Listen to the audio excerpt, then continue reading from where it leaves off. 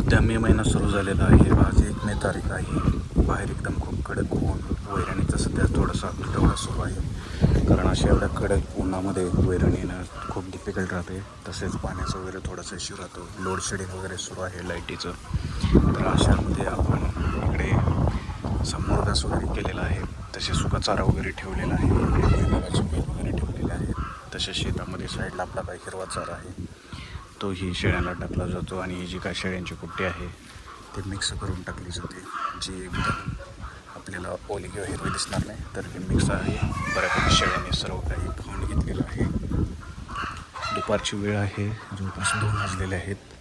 तर सर्व शेळ्या रवंथ करत बसलेल्या आहेत. तुम्ही जर शेळीपालन करत असाल तर शेळ्याची साईज मुबलक असली पाहिजे. हवा एकदम खेळती असली पाहिजे. तुम्ही जर इकडे आसपास साईडला बघितलं तर हे कसं वाऱ्याच्याने झुलत वगैरे आहेत. जेवढी हवा खेळती असेल तेवढं इथल्या शेळ्यांचं आरोग्य निरोगी राहतं आहे आणि एक हेल्दी एन्व्हायरमेंट राहते. तसेच इकडे आपण एक स्पेसिफिकली कप्पा केलेला आहे, तो आहे लहान पिल्लांचा, जो की हा एक लॉट येतो. तर एक 3-4 महिन्याला किंवा 4-5 महिन्यात आपण हा लॉट म्हणजे शेळ्यांचे पिल्लं होऊन ते मोठे होऊन ते विकेपर्यंत हा लॉट असतो.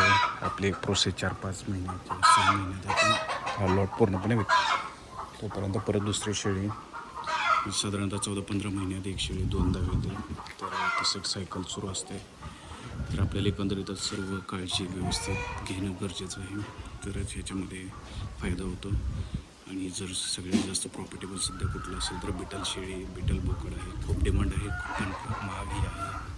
एक शेळी 20-30 हजार आणि बिटल बोकड जर गेलं तर 40-50-60 हजाराला पण जातो.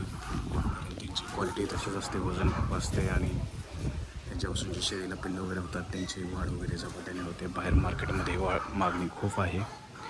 त्यामुळे आपले काय काय व्हिडिओ असतात जिथे आपण सांगतो की एक पिल्लं किंवा एक 5-6 महिन्याचं 10 हजाराला 12-15 हजाराला पण गेलेलं आहे. किंवा काय काय जर गावरान किंवा उस्मानाबादी शेळीचे असतील त्यांची क्वालिटी जर नीट सांभाळली तर ते 8-9 हजाराला जातात. तर ते डिपेंड आहे तुम्ही कसं सांभाळता. तर अशा प्रकारे आपलं शेळीचं सुरू आहे.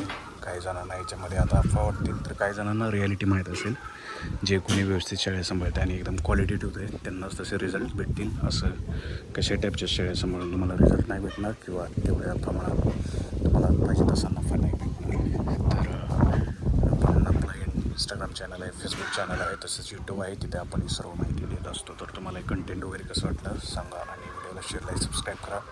तुमचे काही क्वेश्चन्स असतील तर सांगा, आपण ते परत डिटेल्समध्ये टाकूया.